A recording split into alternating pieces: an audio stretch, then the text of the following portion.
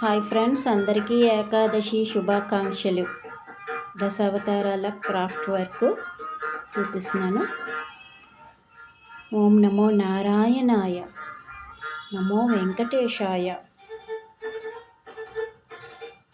గోవింద హరి గోవింద.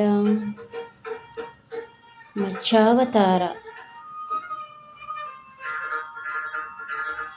కూర్మావతార, ఆది వరాహావతార, నరసింహావతార, వామనావతార, పరశురామ అవతార, రామావతార, బలరామావతార, కృష్ణావతార, కల్కి అవతార. ఓం నమో నారాయణాయ. శ్రీ వెంకటేశ్వర స్వామి కళ్యాణ మహోత్సవం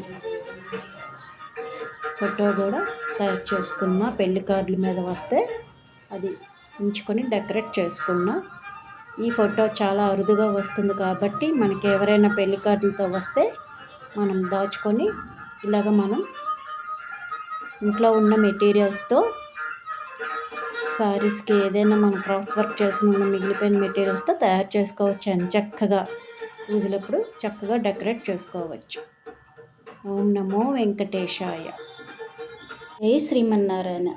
అసలు ఈ దశావతారాలు ఒక్కొక్క అవతారం మన జీవితాన్ని ఎలాగా ఉండమని చెప్తున్నాయో చెప్పుకుందాం. 1 మత్స్యావతారం. చేప నీటిలో ప్రతికూల పరిస్థితుల్లోని ఏ విధంగా ఈదుతుందో అదేవిధంగా జీవితంలో ప్రతికూల పరిస్థితుల్లోనూ సంసారాన్ని ఈదాలి. 2 కూర్మావతారం. తాబేలు అవసరం లేనప్పుడు ఏ విధంగా ఇంద్రియాలను వెనక్కి తీసుకుంటుందో అదేవిధంగా మనం పనులు లేనప్పుడు ఇంద్రియాలను కట్టివేసి ధ్యానం చేయాలి. 3 వరాహావతారం. వరాహావతారం ప్రపంచ భారాన్ని ఏ విధంగా మోస్తుందో అలాగే ఇంటి బాధ్యతలను మోయాలి. 4 నరసింహావతారం. మనలోని అజ్ఞానాన్ని చీల్చి చెండాడుతుందన్నమాట. 5 వామనావతారం.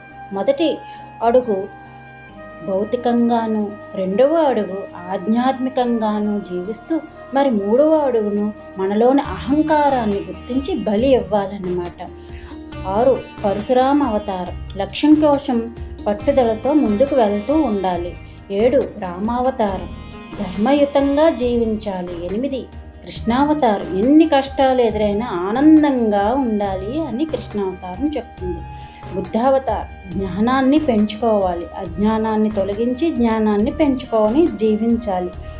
10 కల్కి అవతారం. సకల మానవాళి అజ్ఞానాన్ని తీసివేయాలి అని కల్కి మనలో ఉన్న అజ్ఞానాలన్నింటినీ చీల్చి చెండాడుతుంది.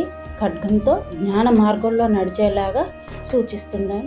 జీవితంలో ఉండాలని, ధర్మబద్ధంగా ఉండాలని ఈ 10 అవతారాలు, ఈ దశావతారాలు కూడా మన జీవితాన్ని సమాజంలో ధర్మబద్ధంగా ఎలా గడపాలి, మానవ జన్మను ఎలా సార్థకం చేసుకోవాలి అని సూచిస్తాయి.